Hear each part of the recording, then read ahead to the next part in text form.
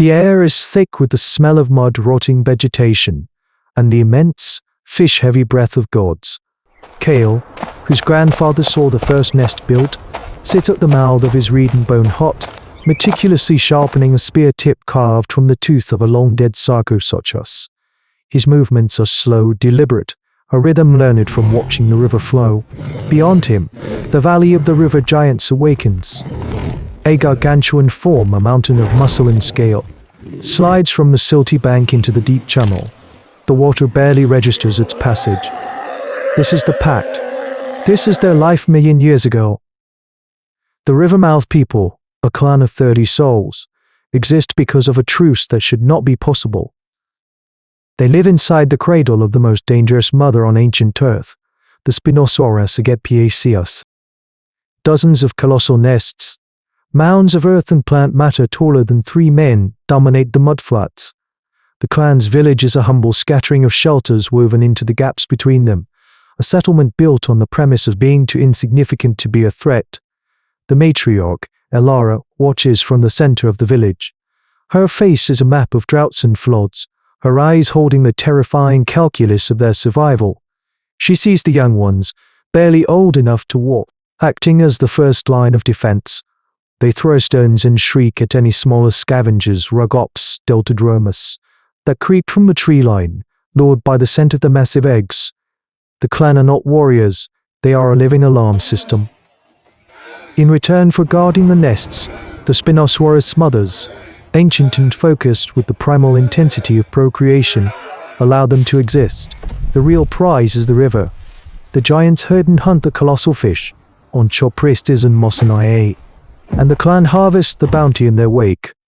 This is their symbiotic relationship, a fragile piece of sanity in a world of prehistoric life defined by mindless consumption. A sharp cry comes from the eastern lookout. It is not the familiar alarm for a petty egg thief. It is a sound of genuine fear. It is on his feet in an instant, the spear now part of his arm. Alara's gaze snapped toward the high, sun-baked ridge that borders their valley. The shapes are wrong. They are not the slow, lumbering forms of herbivores. These are low-lung, powerful, built for slashing and running. A pack of them, maybe 10, their serrated teeth visible even from this Carcharodontosaurus. Sharp-toothed killers, an apex predator that hunts unmanned, that understands the pack, that does not know the river's unwritten laws. They do not move toward the nests.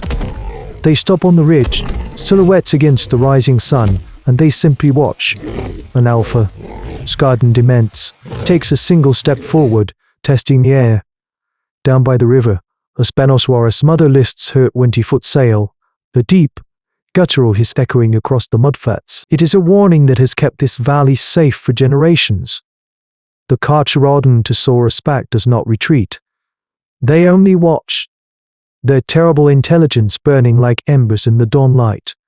The fragile balance of their world has just been placed on the edge of a knife. The watching lasts for 3 suns. The Carcharodontosaurus pack does not move from the ridge, a patient, malevolent force that bleeds the valley of its rhythm. The hunters move in pairs, their eyes constantly scanning the high ground. Even the Spinosaurus mothers seem agitated, their deep rumbles more frequent, their massive heads turning from the water to stare at the silent threat. The air grows taut, humming with a tension that sinks into the bones. The very concept of prehistoric life, a balance of terror and opportunity, is being rewritten. On the 4th dawn, the pack moves. They do not charge the nests. They flow down the ridge. Like a river of teeth, their movements fluid and coordinated. They ignore the hulking mothers by the river, their target terrifyingly specific. A juvenile Spinosaurus, nearly 30 feet long but still lanky, has wandered to the edge of the tree line to hunt the ground sloths that burrow there. The attack is a masterpiece of predatory violence. The alpha Carcharodontosaurus gives a low bark, and the pack splits. 3 flank right, cutting the juvenile off from the safety of the river. The young Spinosaurus turns, confused, letting out a high-pitched cry for its mother. It is 2 lengths jaws tearing into the juvenile's leg, crippling it. The others swarm in, a whirlwind of claws and teeth. The juvenile's mother, a true titan, erupts from the river. The true titan, erupts from the river, or a cataclysm of sound that shakes the very huts of the clan. But the pack is disciplined. They drag their prey deeper into the tree line, away from the mother's reach. She can only roar in helpless fury as the sounds of her offspring's death echo through the trees. The clan watches, frozen in disbelief. They have never the protection of these giants their whole lives. They have never seen one fall. The myth of their sanctuary is torn apart in a spray of blood and bone. This is the brutal nature of an apex predator showdown, and for the first time, their gods have lost. That night, the clan gathers. Fear is a tangible thing, a cold presence around their small fire. The hunters speak of leaving, of taking what they can carry and fleeing upriver before the pack comes for them. "We are ants in a battle of giants," says one elder. "This is not our fight." But Elora, the matriarch, is unmoved. Her gaze is fixed on the fire, but she sees the carnage of the morning. "Flee where?" she asks, her voice quiet but hard as flint. "To the plains of the Allosaurus. There is no place that is not a monster's jaw." She stands, her silhouette casting a long shadow. "Here we have a chance. We know the mud. We know the river's tracks. We have survived here because we are not odds. We are the brain." A terrifying idea takes root in the silence. It is no longer enough to be guardians. The Carcharodontosaurus has proven that. They must become weapons. Kale understands first. He looks at Alara, then at the river, then at the forest where the pack is now feasting. They will not run. They will choose a side. They will make a pact, not of tribute, but of carnage. They will use their intelligence, their primitive technology, to turn the valley itself into a grave. The plan is born of desperation and intimate knowledge of the land, the most formidable to love their primitive technology. For days the clan prepares. Kale and the hunters gather the black, sticky resin from the ginkgo trees, coating the tips of their sharpened bone spears. Others stretch the hides of hunted herbivores over hollow logs, creating drums that will speak a language of fear. They wait for the sound, but as a scent on the wind, the smell of amniotic fluid, rich and briny. The first of the great eggs is cracking. The hatching has begun. This is the moment of maximum vulnerability and maximum fury. The Carcharodontosaurus pack, drawn by the promise of easy food, begins its descent from the ridge, their movements confident, almost arrogant. They remember the taste of juvenile Spinosaurus. Elora gives a single, sharp nod. The drumming starts.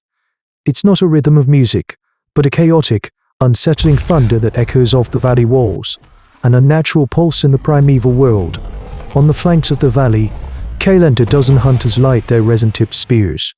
The flames are small, sputtering things in the vast landscape, but to the eyes of the dinosaurs, they are alien stars, burning with an unknown threat. They have never faced fire wielded with purpose. The hunters don't throw their spears. They advance in a line, a wall of flickering light and shadow, using the flames to herd the confused predators, cutting off their wider paths and funneling them toward the river's bend.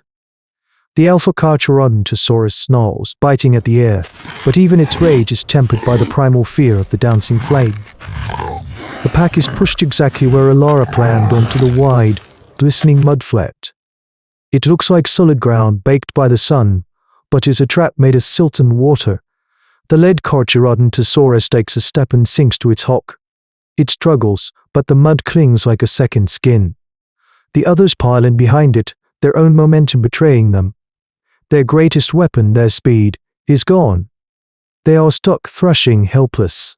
Enraged by the drumming and the proximity of the threat to their hatching nests, two colossal Spinosaurus mothers surge from the river. They are not the patient, specialized pisceve or hunters of the deep channel now. They are titans of maternal rage. One clamps its immense, crocodile-like jaws around the neck of the alpha, the sound of vertebrae shattering echoing like falling trees. The other uses its sheer weight, pressing a struggling pack member deep into the silt, drowning it in the earth itself. The clan can only watch the cataclysm they have unleashed. In the chaos, a thrashing Carcharodontosaurus catches one of the young hunters with its tail, A sickening crack as the boy is thrown against the rocks. Kale cries out, but there is nothing to be done. The price is being paid. The reddened silt drinks the blood of both monster and man, sealing the pact. The battle's echoes fade, replaced by the chirps of newly hatched giants and the quiet weeping of the clan. They have won. They have done the impossible. They dragged a god of the land into the domain of a god of the river and tilted the scales with their courage. They gather their fallen hunter, his life the final term of their bloody negotiation. In the aftermath, as the Spinosaurus mothers guide their tiny, sail-backed offspring into the water, one of the giant's pauses. It turns its long head toward the clan, its gaze unreadable. There is no gratitude, no understanding. There is only a moment of stillness, an acknowledgement that something in the world's brutal order has shifted. The Rivermouth people are no longer just scavengers or alarms. They are a force. They have proven that intelligence, a flicker of foresight in a hominid brain, can be as deadly as any claw or tooth. This is the core root of human evolution, a lesson learned not in a gentle cradle, but in a crucible of fangs and fear. They did not simply survive. They carved out their right to exist, proving that even in a world of monsters, the most dangerous creature is the one that can think. What is courage, if not the decision to make a stand when you are hopelessly outmatched? This is the chronicle of our ascent. Not a clean climb, but a crawl from the mud, with the roar of monsters in our ears and the taste of blood on our lips. The oldest truce is the one between predator and prey.